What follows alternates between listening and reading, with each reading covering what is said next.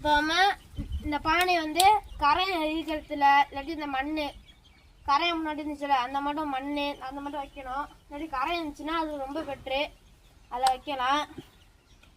ஆமாம், சரி வாங்க வீடியோ அங்கே கண்டினியூ பண்ணுறேன்.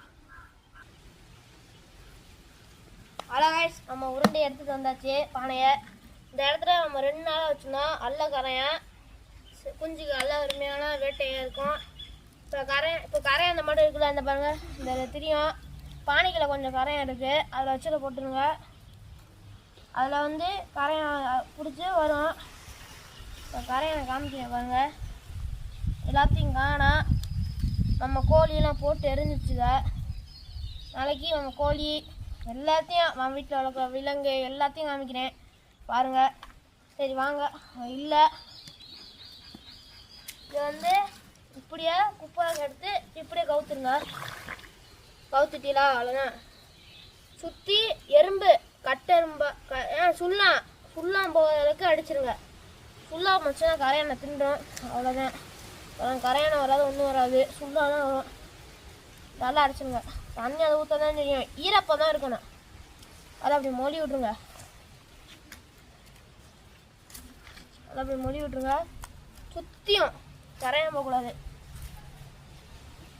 ஃபுல்லாக போகிற அளவுக்கு சுற்றி விட்ருங்க.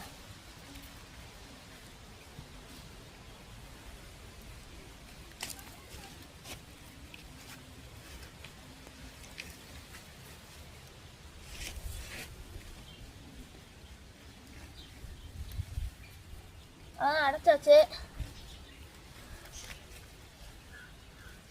பார்த்துங்க.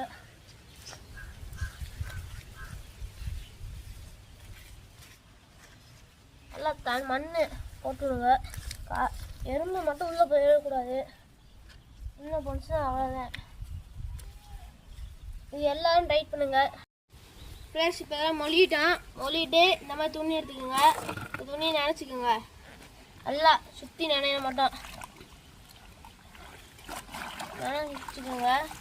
நினச்சிட்டீங்களா? அதுங்க அப்படியே இந்த துணியை மேலே போட்டுவிட்ருவோம்.